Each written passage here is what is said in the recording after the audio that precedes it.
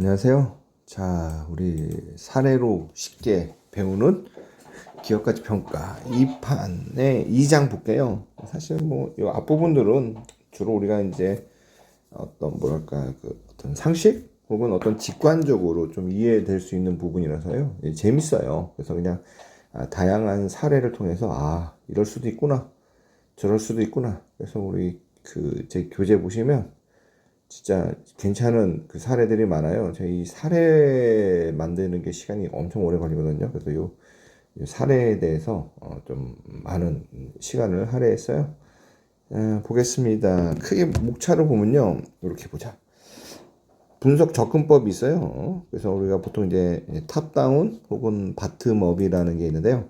보통 이제 탑다운 위주로 제가 설명을 드릴 거예요. 그래서 그 설명도 산업, 경제, 위에서 아래로, 그러니까 큰 데에서 작은 걸로.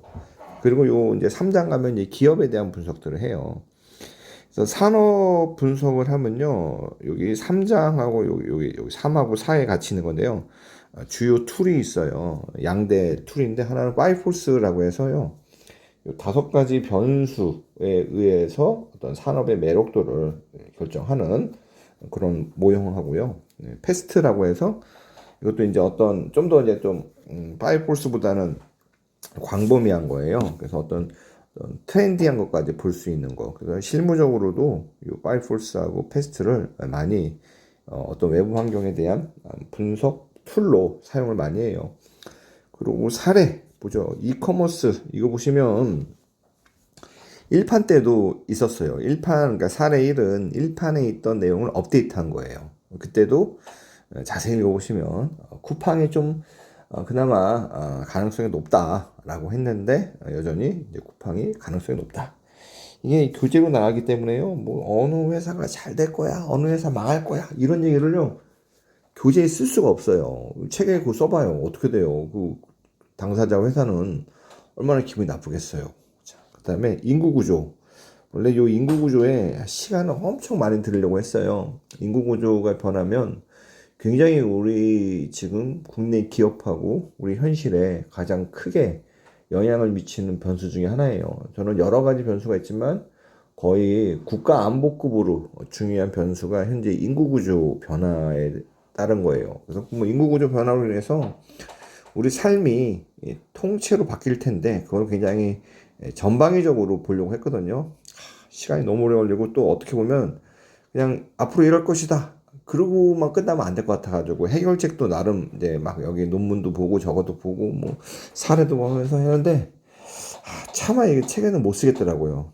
그래서 그냥 아주 좁게 해가지고 어떤 경제 관련된 것만 해서 조금 좀 굉장히 제한된 범위만 봤어요. 자, 보죠. 일단 외부 환경에 대한 분석은요. 요 탑다운하고 요 바텀업 2가지 방식이 있어요. 보통 이제 우리가 요 탑다운 분석 방식을 실무적으로 많이 쓰긴 해요. 말 그대로 경제 제일 크죠. 그다음에 그 경제를 구성하는 세부 산업이죠. 또 산업을 구성하는 기업 이렇게 위에서 아래로 분석을 해요. 바텀업 같은 경우는요. 그쵸? 이제 기업을 분석하고 산업 분석하고 경제 분석. 그래서 조금 이거를 이제 다르게 본다면 바텀업은 기업 분석에 더 방점을 찍는 그런 분석 방법이고요.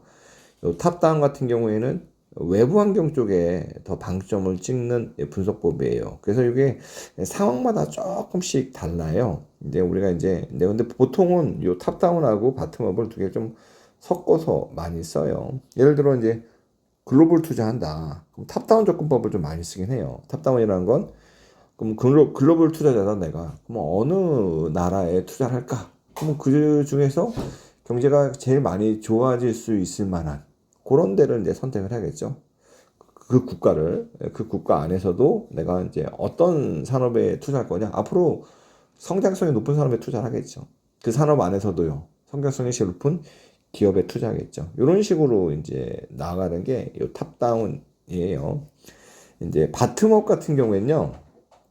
개별 기업의 성과를 먼저 봐요. 보통은 이제 어디서 많이 하냐면 우리가 보면은 어떤 이제 펀드라고 할게요. 펀드인데 펀드의 어떤 투자 비중이 이제 국가별로 이제 할당이 돼 있고 그 안에서 산업별로도 이미 할당이 돼 있고 그 안에서 이제 기업에 대해서 알아서 선택해라. 그러니까 나는 이미 내가 투자할 수 있는 돈이 할당이 돼 있는 상태에서 어느 기업에 얼마큼 배분할지를 이제 결정한다면 이건 요 기업 분석인 거죠. 우리가 일반적으로 요 에코티 애널리스트나 아니면 이제 투자하는데 보시면 요 이제 내가 어떤 자금 할당이 벌써 이루어진 상태라면 요 바텀업 분석이 의미가 있죠. 왜냐면 뭐 아무리 탑다운 분석하더라도 아무리 좋은 경제나 좋은 산업에 내가 투자할 수 있느냐, 내 투자의 어떤 내 분석의 어떤 커버리지냐, 그게 해당 사항이 없기 때문에요. 그래서 근데 실무적으로는 요 두 가지를 전부 다 짬뽕 해가지고 믹스해서 이제 쓰긴 합니다.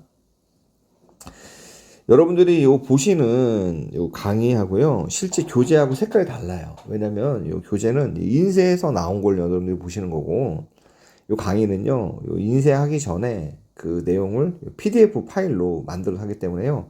좀 색깔이 달라요. 그래서 여러분들이 이건 이제 교재랑 같이 보시는 게 좀 좋고, 가급적이면 이 강의에서 커버하지 않는 내용도 교재에는 있어요. 조금 민감한 내용들은 제가 일부러 강의는 커버 안 해요. 그래서 여러분들이 어차피 이런 류의 어떤 내용은 가치 평가잖아요. 뭐 한 번 보고 우리가 아는 게 아니라요. 계속 꾸준히 찾아보고 마치 그냥 책장에 우리가 이제 꽂아 넣어야 될 여러 서적 중에 하나다. 혹은 업무하면서 우리 내 자리에 넣어야 될. 우리가 이제 중간중간에 법이나 이런 것들, 어떤 기준들, 이런 것들이 필요하면 다 외우지 못하잖아요. 그때그때 이거 찾아보잖아요. 그런 성격의 교재라고 보시면 돼요. 자, 경제 분석이 중요하죠. 이 보시면 내가 요때 만약에 요때가 언제냐면요. 요때가 1929년도가 미국의 경제대공황이에요. 그럼 투자를 요때 했어요. 그러면요. 망했겠죠. GDP 성장률이 마이너스 8.5예요. 실질이요. 우리나라 IMF 때 GDP 성장률이 거의 한 6% 내외인가 그랬어요. 마이너스요. 그러니까 얘네들은 우리나라 IMF를요, 3년 연속이에요. 요거 세개 년도를요, 요 4개 년도까지 그 단순 합산하면요, GDP가 얼마큼 줄어드냐면 얼마냐? 14, 20 거의 30%. 그래서 100에서 70이 줄어들어요. 우리가 경제 성장이 1%만 되더라도 살기 어렵다고 하는데 70%, 그래서 100에서 마이너스 30%잖아요. 살기가 너무 어려워요. 이 보시면 그래서 요때부터 이제 경제가 호황이었어요. 1차 세계대전 끝나고 쫙 올라갔죠. 29년까지 1인당 실질 GDP 이때 월급이 떨어졌어요. 5,600불 받다가요 5,200불이니까 월급이 평균적으로 10%가 삭감된 거예요. 전 국민 10%가. 야, 진짜 어려지겠다. 이때 이제 그리고 더 웃긴 게요. 29년 30년 가는 거잖아요. 30년 가면 더 떨어지겠죠. 왜냐면 29년도가 어떤 29년도 10월 달인가가 이제 대공황의 시작이었으니까요. 그러다 보니까 이 경제를 분석할 때 우리가 왜 보냐? 지금 이 투자라는 거 우리가 전제로 가치평가를 공부하거든요. 그러면 지금 이 투자하기 좀 적긴가? 아닌가? 이런 걸 봐야겠죠. 기왕이면 똑같은 걸 투자하더라도요. 경제가 앞으로 좋아질 그런 상황에서 뭐 쉽게 말하면 이제 뭐 오런 버핏처럼 불경기 상황인 거죠. 근데 이 불경기가 얼마나 빨리 끝나냐. 만약에 요때 1929년이나 1930년대 가지고 어려워가지고 워렌 버핏이 만약에 투자했다고 해봐요. 우리 버핏 형님도 큰 손실을 얻었을 거예요. 자, 그죠? 이게 아무리 존버하지만 이 존버하더라도 돈이 있어야지 존버를 하지 돈이 없는 사람들은 중간에 팔 수밖에 없어요. 자, 어쨌거나 어떤 타이밍이라는 게 참 중요하구나. 그래서 주가 지수 봐요. S&P요. 지금 S&P 500이 몇 천 갈 거 아니야. 한 4천 막 이 정도 갈 거 아니에요. 요때 대공황 전에 거의 30 포인트였다가 대공황 제일 심할 때 7포인트까지. 주가가 몇 통만 난 거예요. 거의 한 80%가 주가가 이제 떨어진 거죠. 어마어마하게 떨어졌죠. 이 정도 떨어지면 어떤 주식시장이 자본 조달의 기능을 거의 상실했다라고 볼 수 있어요. 자, 그러면 우리가 경제 분석을 할 때 앞으로 좋아지냐 안 좋아지냐, 우리 대부분 이 강의를 들으시거나 실문을 하신 분들은 경제학자가 아니에요. 또 경제학자라고 해도 뭐 앞으로 경제가 얼마나 좋아져?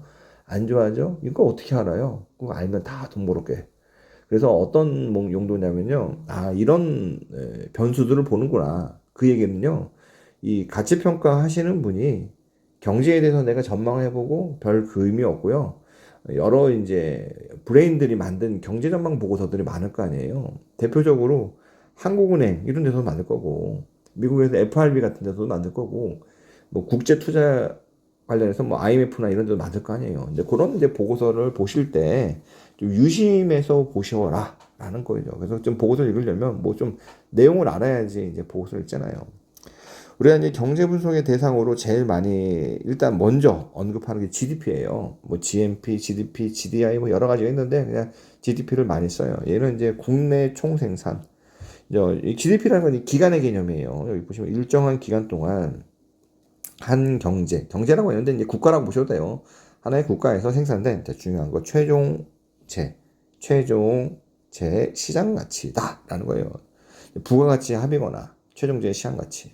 보통 이제 1년을 이제 예상해요. 그래서 GDP를 볼 때는요, 중요한 게 이제 절대치도 중요하지만 요 성장률, 그죠? 전년 대비 얼만큼 좋아졌냐, 안 좋아졌냐, 요거를 봐야 되는 거예요. 요 일반적으로 우리가 이제 경제 성장이나 경제 전망 다 왜 하는 거예요? 물론 경제라는 게 정책적으로 부의 재분배나 당연히 이런 것들도 중요하지만 가장 근본적인 건 얼마나 잘 사냐. 우리 그 지도자들, 뭐 대통령이든 누구 뽑는 게 다 뭐예요? 미국에서도 보면 미국은 이제 연임하잖아요. 근데 막 개인적인 막 안 좋은 소문이 있어도 경제가 좋으면 연임이 된단 말이에요. 기본적으로 사람들은 먹고 사는 문제를 해결해 줘야지 연임이 된단 말이에요. 그러니까 GDP 자체는요. 절대 파이가 커지게 하는 거죠. 물론 절대 파이가 커지면서 그 커진 파이를 뭐 누가 더 많이 가져가냐 이런 분배의 문제는 존재하더라도 기본적으로 파이 자체가 커져야지 뭐 분배를 하든 뭘 하든 할 거 아니에요. 그래서 이 GDP 자체가 이제 커지면 우리가 나눠 먹을 파이 자체가 커진 거고 그럼 조금 살기가 그나마 괜찮은 거고 GDP가 작아지면요. 그죠? 부자들은 조금 어려워진 거고 정말 서민들은 아예 힘들어지는 거죠. 이제 이런 차이예요. 그래서 이런 GDP에 대해서 우리가 분석을 하는데요. 특이한 게 GDP 성장률에 한번 추이를 볼게요. 미국이 하고 우리나라예요. 보시면 61년부터 여기 23년까지인가 그래요. 기간은 같아요. 그러면은 시간이 갈수록 두 나라의 어떤 GDP 성장률이 떨어지고 있어요. 근데 신기한 건 우리나라는 평균이 12% 시작해가지고 대략 같은 기간 동안 2%대로 떨어졌어요. 미국은 4%로 시작해서 2%예요. 쉽게 보면 뭐 좀 산술적으로 보면 미국은 이제 절반 정도로 성장률 자체가 떨어졌는데 우리나라는요. 12분의 2니까 거의 뭐 하여튼 거의 많이 떨어졌어요. 미국보다. 그렇죠? 이게 왜 이러냐? 여러분들 이제 좀 생소하실 텐데요.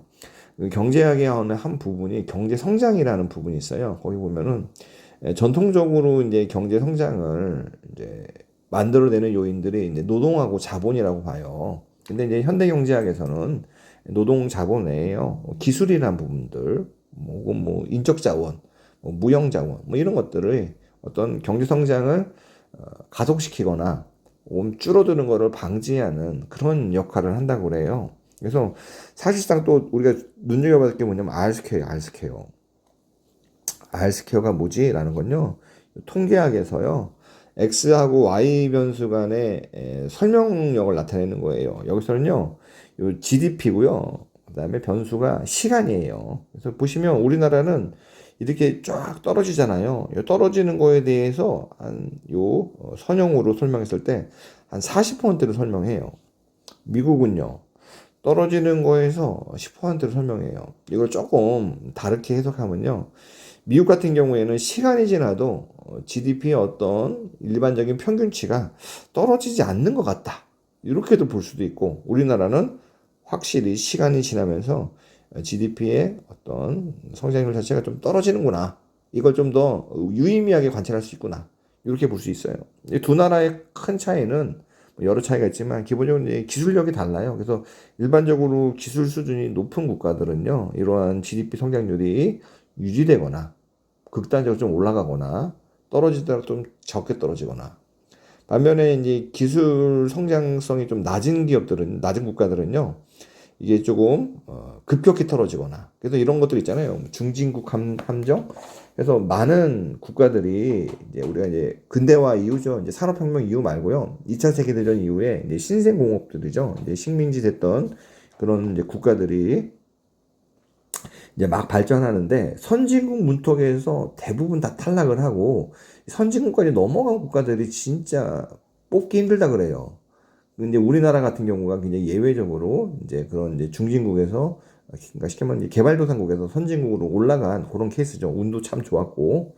왜 그러냐? 이게 보면 여러 가지 뭐 학자들이 이제 제시를 하는데 그 중에 결정적인 게 이 기술의 축적이에요. 아무래도 이제 초반에는요, 경제 성장하는 데 있어서 노동하고 자본, 특히나 이제 저렴한 노동, 그렇기 때문에 뭐 자본만 늘어나면은 노동이 풍부해서요, 쭉쭉쭉쭉 경제가 성장해요. 근데 이게 어느 일정 수준 되면요. 근데 더 이상 이제 우리가 한계 생산 체감의 법칙이기 때문에요. 그게 더 이상 안 되는 거예요. 이 한계 생산을 체감하는 거를 막으려면 혹은 지연시키려면요. 기술이라는 부분들이 굉장히 결정적인데 중진국, 우리가 말하는 일반적인 개발도상 같은 경우는 이 기술이라는 부분들이 너무 빈약해요. 그러다 보니까 그런 경제가 급속히 성장하는 시기도 상대적으로 짧고 그리고 선진국 문턱에서 자잘하는 경험들이 많은 거죠. 뭐 그런 부분까지 보시면 돼요. 보시면 중국하고 베트남 보시면 여기에 왜 이렇게 됐냐? 여기 이제 데이터가 이 이상한 데이터가 있어가지고 왜냐면 이때가 스타팅 포인트라서 그래. 이때 너무 낮았어요. 아마 이때 제 생각에는 중국이 검잖아요. 중국이 이 정도 된 게 그때 무슨 뭐더랄까? 뭐 대약진 운동이라고 해서 뭐 누구 있잖아요. 중국에 누구가 뭐 저 새는 뭐 해로운 새다. 그러니까 새를 싹 잡고 집에서 철 만들어라. 뭐 이상한 그 있잖아요. 문화다혁명. 그 시기가 아닌가 싶어요. 그때 막 중국이 완전히 좀 안 좋게 됐죠. 이제 그건 이제 벗어나면서 좋아지는데 문제는 이제 같은 기간이에요. 중국도 보시면 거의 한 17% 성장하다가 어디까지 줄었어요. 여기까지 5%까지. 지금 더 떨어졌을 거예요. 중국도요. 베트남 같은 데도 봐봐요. 이제 그 전까지는 이제 자료가 없다가 개방하면서 쭉 올라가죠. 베트남은 10%까지 올라갔어요. 그리고 최근에도 쭉 떨어지고 있죠. 또 중국만큼. 그러니까 상대적으로 이제 중국이 조금 더, 그러니까 베트남하고 중국의 경제 성장률이 비슷한 수준까지 떨어졌는데 그 떨어지는 기울기를 보면 또 베트남이 조금 더 가파르다라고 볼 수 있는 거죠. 이것처럼 이게 그 개발도상국들이 참 이거 선진국들에게 하기가 힘들어요. 그 결정적인 원인들의 여러 가지가 있지만 그 중에 이제 기술이라는 게 단순히 이제 우리가 말하는 뭐 그냥 과학기술 이것만 포함하는 게 아니라요. 사회 제도까지 좀 더 포괄적인 개념으로 기술이라는 걸 얘기해요. 이제 그런 인프라들이죠. 그런 거. 그런 것들이 이제 정비가 덜 됐다 보니까 아무래도 이제 기술이 축적되려면 기술에 대한 가치를 인정해 줘야 되는데 그 기술에 대한 가치 인정은 어떤 그 지적재산권 있잖아요. 저작권 같은 거. 이런 부분들이 중요한데 이제 그런 부분들에서 조금 이제 등한시하면 당장은 내 돈이 될지 모르더라만 장기적으로 그런 이제 지적재산물을 만드는 사람들이 어떤 동기부여가 떨어지는 그런 부분도 우리가 무시할 수 없습니다. 자, 그래서 또 다음에 보시면 이제 우리나라 기준으로 우리나라, 미국, 세계 경제 성장을 보시면요. 언제냐면 우리나라가 이제 2000년도라고 볼게요. 2000년도 그 미국이랑 특히나 미국이랑 세계 경제는 거의 같이 움직여요. 그 전까지는요. 우리나라 경제하고 세계 경제가 물론 이제 약간 업앤다운은 좀 비슷하게 하더라도요. 그게 거의 뭐 큰 수준에서 비슷하게 가지 않았어요. 근데 2000년 이후 보면요. 사실상 거의 한 그래프로 움직여요. 그쵸? 왜 그러냐? 우리나라가 이제 지금 이 강의를 들으신 분은 잘 모르겠지만 IMF라는 게 있어요. 그 IMF가 뭐냐면 우리 IMF라고 얘기하는데 그게 다른 말로요. 미국의 경제 대공황이 있으면요. 한국의 IMF예요. 그러니까 경제 대공황보다 조그만 규모의 경제 불황. 그렇지만 우리나라 입장에서는 세상에 이렇게 우리가 경제 성장률의 어떤 데이터를 만든 이후로 이 정도로 국가가 경제가 힘들어진 적이 없었다. 그럴 때가 이제 IMF예요.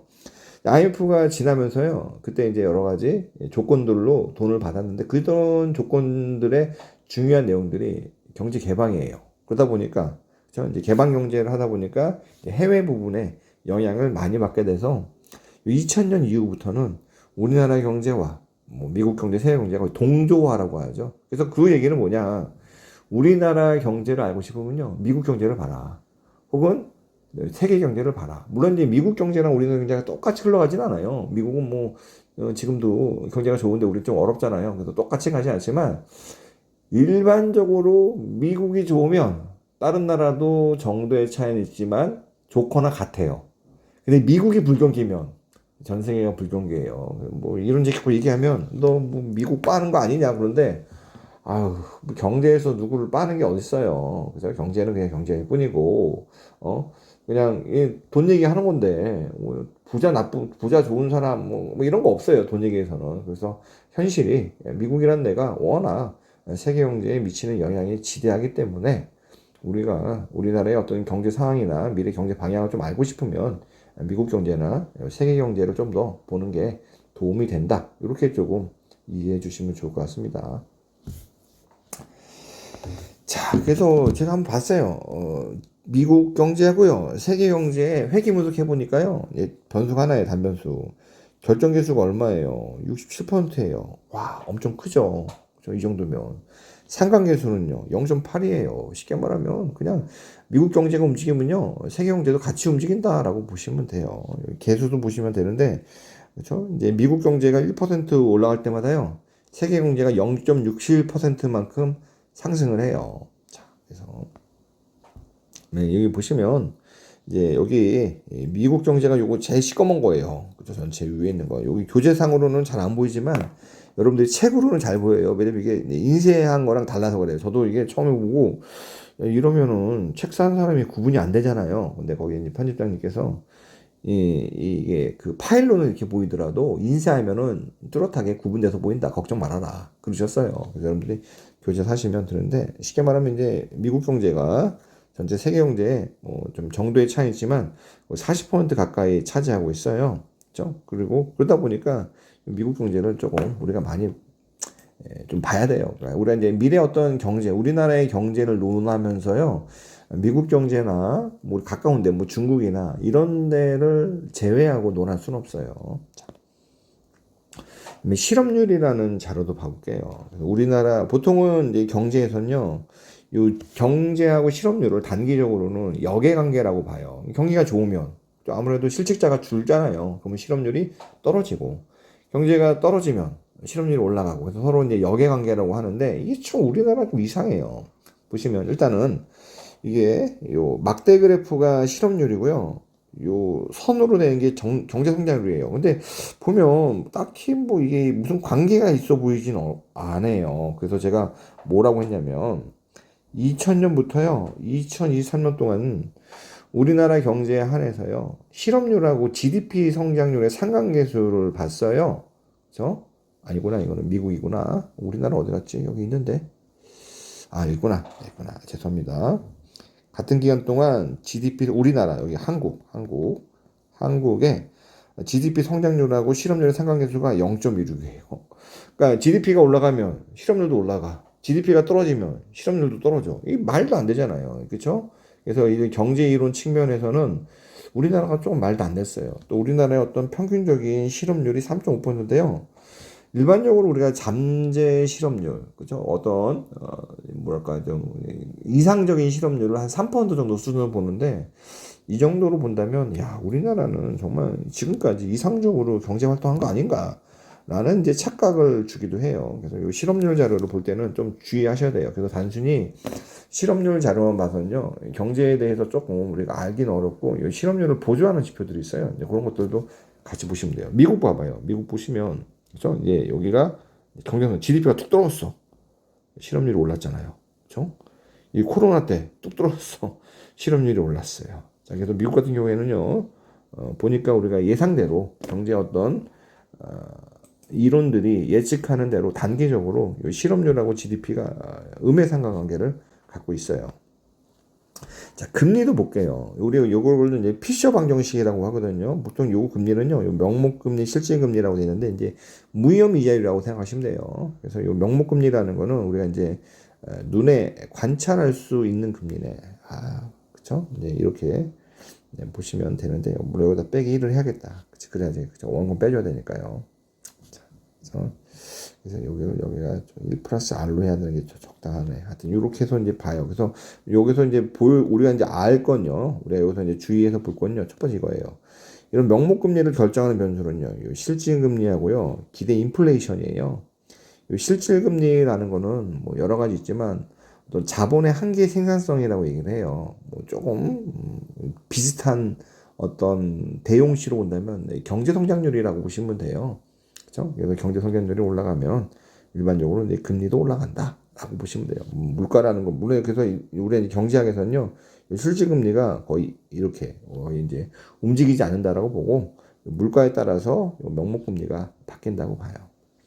보통은 이제 경제 성장률이 좋을 때, 그죠? 이제 어떤 실질 금리도 좋아지거든요. 보시면 우리나라의 이제 경제 성장률하고요, 국채 이자율 보시면 경제 성장률이 떨어지면서 이자율도 뭐 같이 떨어지는. 물론 이제 우리가 이제 이자율을 뭐 하나 단순히 이제 경제 성장이라는 하나의 변수로 볼 수는 없지만 다양한 변수지만 그래도 큰 흐름을 봤을 때는 뭐 비슷한 양상을 보이고 있어요.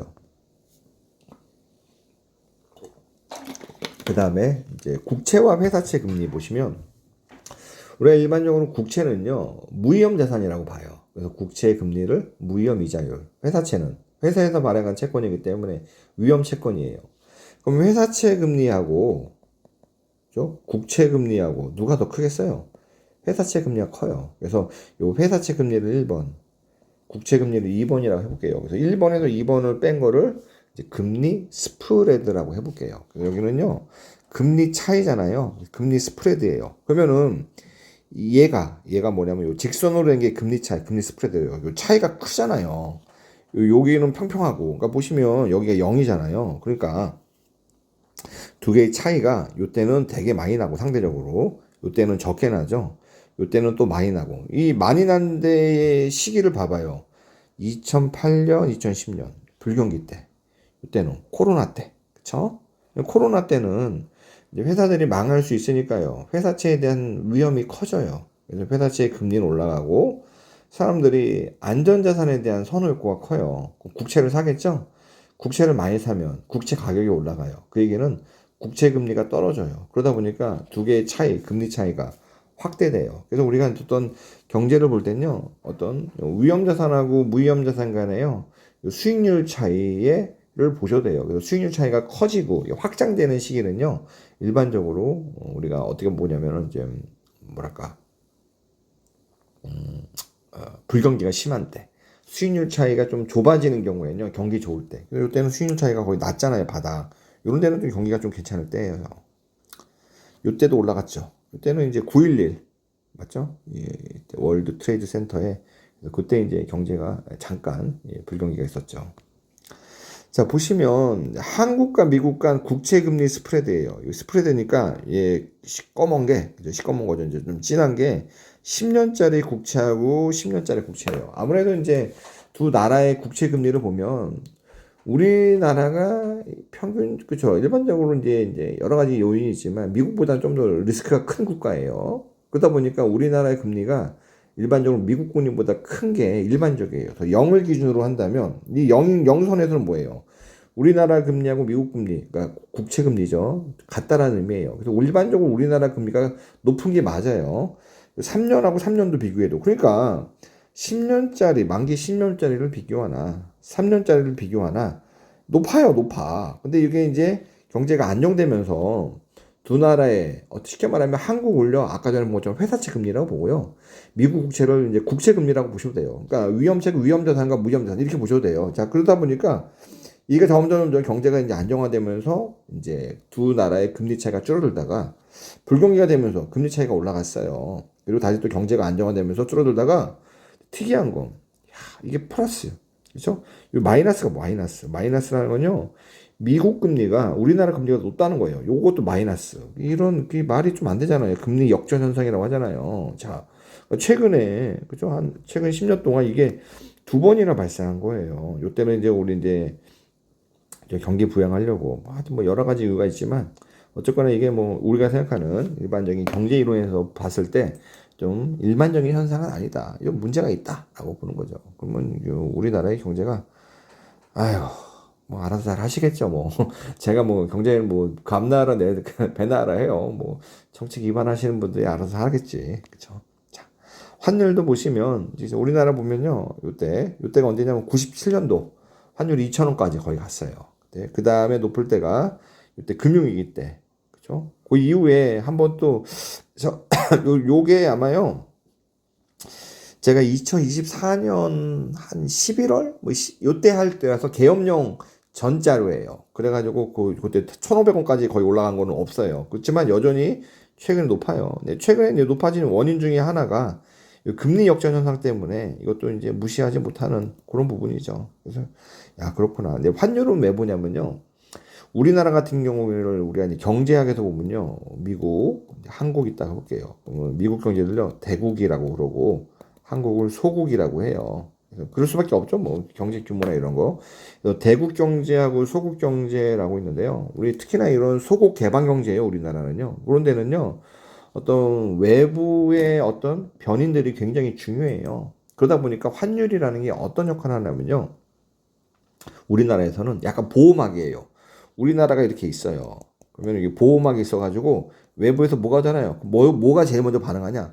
환율이 제일 먼저 반응을 해요. 그러다 보니까 이 환율이 어떤 적정 수준을, 물론 적정 수준이 시기에 따라 달라지긴 하지만 어떤 적정 수준을 단기간에 벗어나면 너무 낮아지거나 너무 높아지거나 그럼 지금 어떤 문제가 있구나. 그렇게 일단 우리가 워닝 시그널로 보고 이제 어떤 문제냐 우리가 못 찾죠. 그거는 이제 여러 가지 이제 경제 전문가들이 여러 가지 이제 원인들을 내놓을 거 아니에요. 근데 그런 원인들을 보고 이런 원인들이 단기간에 해소될 원인이냐 아니면 구조적인 변동을 갖고 와가지고 단기간에 해소가 안 되겠느냐. 근데 그런 것들을 판단해가지고 지금 경제 어떤 호황이나 불황이 오래 가겠다, 짧게 가겠다 이렇게 어느 정도 이제 판단해 볼 수 있습니다. 자, 경기 순환은 어떤 거냐면 이제 경제라는 게요, 계속 좋아지지도 않고요, 또 계속 나빠지지도 않아요. 올랐다 떨어졌다 이렇게 하거든요. 그래서 경기 어떤 상승 하강 이런 것들을 계속 이제 반복하는데 지금 제가 예시로 든 건요, 상승 순환, 상승 순환이라는 거는 경제 성장률이 그죠 업앤다운은 있지만 꾸준히 우상향하는 거예요. 굉장히 축복받은 경제죠. 물론 이제 글로벌 경제 전체적으로는 이제 우상향하는데 어떤 국가 같은 경우에 뭐 아르헨티나나 브라질 이런 데 봐봐요. 제가 알기로는 아르헨티나 같은 데가요. 1900년대 초반에는 거의 뭐 세계 경제 규모로 봤을 때 10위권 안에 정도로 큰 나라였는데 지금은 그죠? 땅덩이도 큰데도 뻑하면 뭐 모라토리엄 선언하고 뭐 마탱이 간 나라잖아요. 뭘 마탱이 갔다는 게 아르헨티나를 비하하는 게 아니라 아르헨티나 그 남미 쪽의 경제가 좀 그런 경우들이 많죠. 그러다 보니까 이렇게 성장 순환을 하지 못하는 경우들이 많아요. 근데 우리나라는 아직까지는 우리나라의 어떤 경제 성장이라는 건 이제 6.25 전쟁 이후에 집계한 이후로는 물론 단기적으로 후퇴하는 시기는 있었지만 좀 더 긴 호흡으로 보면은 성장하고 있죠. 세계 경제도 그러고요. 긴 호흡으로 보면 이렇게 이제 근데 보통 이 경제 사이클은 어떤 거냐면요. 지금 저점에서 다음 저점까지 혹은 지금 고점에서 다음 고점까지 요때를 이제 경제 사이클이라고 해요. 요 사이클이 반복된다라고 보는 거예요. 그러면은 사람들이 봤을 때 이게 왜 반복되지? 그럼 이 사이클이 얼마 만에 반복되지? 크게 네 가지가 있어요. 여기 장기 투자하시는 분들은 이런 걸로 이제 보시면 좋죠. 키친 파동 같은 거. 40개월, 뭐 주글로 파동, 쿠즈네츠, 뭐 콘트라티에프. 저는 개인적으로 이 콘트라티에프 파동이 참 좋아요. 미국 경제 같은 경우에는요, 세계 경제는 한 10년 단위로, 물론 뭐 어떨 때는 뭐 12년, 어떨 때는 8년 왔다 갔다 해요. 그래서 한 10년 단위로 평균적으로 이제 좋았다, 안 좋았다. 그러니까 그 사이클 하나가 완성이 되는 이런 경향도 있더라고요. 그래서 한번 이건 교재 보시면 좀 재밌는 내용들, 에피소드가 있어서 보시면 좋을 것 같고요. 우리가 경제 전망을 할 때는요, 이런 지표라는 게 있어요. 경기 종합 지수라고 해서 이제 한국은행에서 만드는데, 선행 지표, 동행 지표, 후행 지표 있어요. 선행 지표는요, 경기보다 앞서서 움직이는 거. 그러니까 지금 뭐냐면, 얘가 지금 선행 지표가 좋아지고 있어요. 경기는 별로 안 좋은데. 그럼 뭐냐? 앞으로 경기가 좋아질 거라고 우리 예상하는 거. 예를 들어, 선행 지표의 특징은요, 그래서 미래 어떤 전망이기 때문에요. 봐봐요. 소비자 기대 지수, 소비자들이 예상하는 거. 신규 주문을 하면 만드는 건 나중에 만들어져요. 주가, 전망치, 건축 허가 받는 거랑 짓는 거랑은 여기 시간 차이가 있어요. 재고순환 이런 것들이 일반적으로 선행 지표로 보고 있고요. 동행 지표는 경기가 지금 좋아, 이 지표도 좋아. 경기가 안 좋아, 이 지표도 안 좋아. 경기하고 같은 이제 어떤 시차 거의 없이 움직이는 거. 그렇죠? 이런 이제 산업 생산 지수, 그다음에 뭐 소매 판매, 비농업 고용도 뭐 이런 것들이 있다. 후행 지수는 이제 경기를 좀 늦게 따라가는 거. 경기가 지금 좋아. 얘는 후행이니까. 그죠? 얘는 아직도 바닥이야. 근데 경기가 지금 바닥이야. 얘는 후행이니까 좋아. 이런 거. 실업률, 부도율, 뭐 이자율, 뭐 임금 상승률 이런 것들이요. 그래서 보통은 이런 경기 어떤 선행, 동행, 후행 지표도 같이 종합적으로 봐야지 지금 경기 사이클상 지금 여기쯤 있냐? 여기쯤이냐. 물론 이제 경기 사이클이라는 게 지나고 나봐야지 알죠. 지나기 전까지는 잘 몰라요. 그렇지만 투자하는 사람은 그죠? 그게 잘 모른다고 그럼 예측 안 할 거야? 라고 한다면 물론 이제 이 효율적 시장 가설이랑도 이제 연계해가지고 예측하는 게 의미가 있냐 의미 없냐 뭐 이런 얘기도 할 수 있겠지만 기본적으로 투자한다는 건요 우리가 인덱스 펀드나 이런 거에 투자하지 않는 이상은 시장이 효율적이지 않다라고 전제를 하는 거죠. 그러다 보니까 우리가 이제 이런 투자에 대해서 하신다면 어느 정도 이런 것들도 알고 계셔야 된다. 생각보다 양이 기네요. 얘는 뒤에 있는 산업 분석은 다음 시간에 할게요.